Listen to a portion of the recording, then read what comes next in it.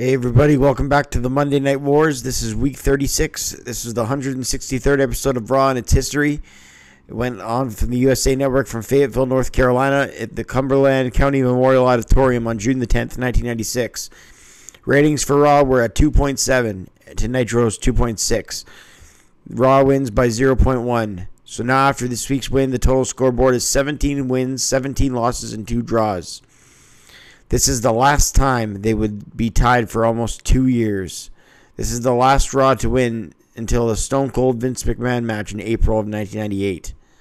That's how long we are until we have another WWF victory. This is the last week they win for almost, I believe it's 83 weeks. I'll be finding out because every week I'll be saying WCW won. So this is the last week Raw won, and it was brought to you by Vince McMahon and the King. It drew a 2.7, as I mentioned. The show opens with just the Raw video, the intro video, no build-up, just the Raw theme. Then McMahon welcomes us to Raw as Yokozuna is already in the ring. If he's in there for a King of the Ring qualifier against his former partner, Owen Hart. Owen Hart has Jim Cornette in his corner. Yoko is alone, as that's who he was. As a face, he was alone. He didn't have Fuji or Cornette or anyone like that because he's a face. Owen attacks Yoko, who tries to get to him early and often.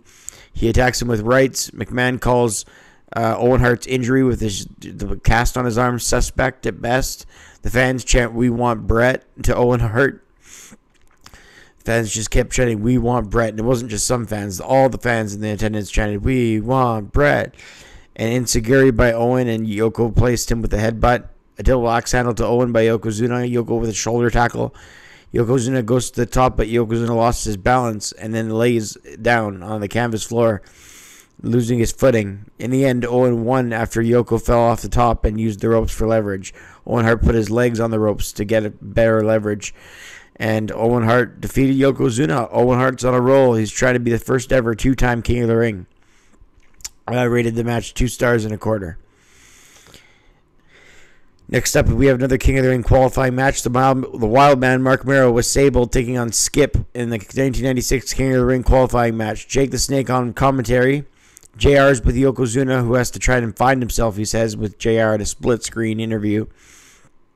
The Wildman, Mark Merrow, with a deep arm drag takedowns and then a leapfrog and a hip toss. Both Skip and Merrow wrestle a pretty good match here. A double drop kick as both men went for it at the same time as Skip came off the top rope.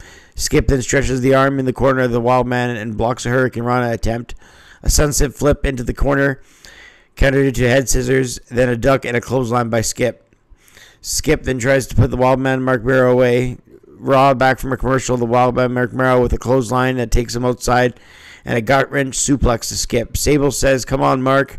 And McMahon says, "Sable is perhaps the most attractive lady in the history of the WWF. And King said he needed to clean his glasses. Skip with a scoop slam to Merrow and an elbow drop. Skip with a headlock, and the Wildman Mark Merrow fights back with lefts and rights. Again, this is a good match. In the end, Wildman with a somersault plancha to the outside. Wildman comes in with a springboard crossbody to Skip with a bridge, and then a Hurricane Rana as he pins him. I rated the match 3 stars. It was great. McMahon says anything can happen in the WWF. This is the segment now where Warrior wears a ball cap to the segment, and judging by the self-destruction of the Ultimate Warrior DVD, Vince McMahon hated this. He hated that the Warrior would come out in a big ball cap for this promo with Jerry the King Lawler. Both of them were in shock that he was wearing a hat. It was just a ball cap frontwards. But it just didn't suit the Warrior, I guess, to McMahon. King then hit Warrior with the frame after Warrior calls him an artist, but a con artist, as King had a drawing for the Warrior that he did himself. And Warrior said, "I can respect the art, and I can respect that you're an artist, but you're a con artist." And he said, "At the King of the Ring, I'm going to kick your ass." And McMahon goes, oh, and then that's when Jerry the King Lawler unleashes the chair shot to the Ultimate Warrior. And, yeah, he just hit him with the frame and the glass shattered everywhere. And the Warrior shook it off, literally. Just shook off the shattering of the glass, literally shook it off. And then shook the ropes. And then went after the King as he ran away. In the main event, The Undertaker with Paul Bearer take on Davey Boy Smith with Diana Hart with Jim Cornette and Owen Hart. Here it is, the last main event on Raw that does a better rating than Nitro's main event for another 2 years, or at least the bulk of it. Some 83 weeks, I believe, as I said before. Right now, the Monday Night Wars have been even, 17, 17, and 2. This is the last time the WWF would win the Wars with this match, so it's significant for that reason alone. They do a split-screen interview, and they mention that Brian Pillman may have joined the WWF on the Superstar Hotline.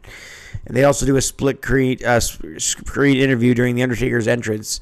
One side, Undertaker's entering the ring. The other side is Shawn Michaels. He says he has a chance to right a wrong with Bulldog. And Cornette on commentary says, Shawn Michaels doesn't know, but I get to pick the special referee for their King of the Ring match. Shawn Michaels looks worried as the King and Cornette laugh. Davey Boy Smith and The Undertaker are about to lock up, but we come to find that referee is Mr. Perfect. And he's not quite on Shawn Michaels' side, but Owen Hart does commentary at King of the Ring to make sure that the Bulldog will try and pull off the victory over Shawn Michaels. But right now, the Bulldog's taking on The Undertaker, and he's got Diana Smith, his wife, and Owen Hart in his corner with Jim Cornette. So Bulldog's got a whole entourage here against The Undertaker, who just has Paul Bearer. Bulldog and Undertaker work a good match. A flying forearm to The Undertaker. Undertaker sends Bulldog to the corner, and then the other side, and Bulldog came back with rights and then a headbutt. Bulldog sets up The Undertaker with a standing vertical suplex, displaying his power to hold a man with that size in the air for a long period of time. Taker sat up as Bulldog had to deal with a slam. Bulldog with a headlock on The Undertaker. Owen watches on with his slammies, and Undertaker gets a side headlock in a fury of right hand swinging neckbreaker by the Bulldog. Then he hit a leg drop. The Undertaker with Bulldog as he kicks away at him. Bulldog with a standing side headlock. And does the Bulldog understand that this is on Raw? This headlock has been on for like at least 4 to 5 minutes. In real time, probably 3 minutes. But it's 3 minutes long of a headlock on Raw is not routine for success. I'm surprised they even won this Night of the Wars with that kind of wrestling. I mean, when it's a house show, it's okay. But if you're doing that live TV, you get this amount of time and you're going to waste it with a side headlock for that long. I get you're trying to wear down the dead man. You're trying to wear him down. I get it. Take the big man off his vertical base. Take the energy out of the dead man. But you don't need to do a 4-minute headlock. Undertaker with a few hard shots. I know Bulldog's not most technically proficient. He doesn't have a million moves in his arsenal, but still. And I get the Bulldog's strength is his power, but still. Undertaker with a few hard shots. He coming back from a commercial break, and he still had the headlock on. Undertaker with a choke slam. Bulldog sent to the floor. Taker then on the outside brawled with the Bulldog for a bit. Bulldog slammed the Undertaker into the ring post. Then the Undertaker Irish whipped Bulldog into the steel steps where Cornette says he should be disqualified. Undertaker was going to get back in the ring at the 9 count, but somebody's holding his leg on the outside and he can't get back in the ring, so the Bulldog wins by countout. I rated the match 2 stars. The British Bulldog won by countout in the end after Mankind was under the ring holding Undertaker's leg right beside the apron, making sure Undertaker couldn't get back in the ring. So Mankind attacked The Undertaker and drove him headfirst into the mat when he comes back up into the ring. The show closed with McMahon saying, "Undertaker's in trouble." I know that wasn't a good impression, but I'm just saying that that's what he said. This episode was a quality rating of 5 out of 10 because the Skip Marrow match was good. Owen and Yoko and the Bulldog Taker were both watchable. The Warrior King match, the promo was fine. Nothing great or noteworthy, although the rating is for the reasons I've mentioned before. As again, this is the last time Raw wins in the ratings for close to 2 years. They scored a 2.7 over Nitro's 2.6. And, yeah, we're going to have a lot of victories for Nitro from this point on. But this Raw, they can say they beat WCW. And as I mentioned, it's the only... And what really is amazing to me, though, is not the fact that it's 2 years. That's amazing in itself. But the fact that before this 2-year streak for WCW is about to begin, that the WWF was 17 wins, 17 losses, and 2 draws. So they were tied through 36 weeks. So close, so even. But now it's about to not be even as the NWO come to WCW. I'm Brett Mix. Thank you for watching this review. Even if you aren't watching the Monday Night Raw War reviews I do, hit like and subscribe, and I'll see you on the next one.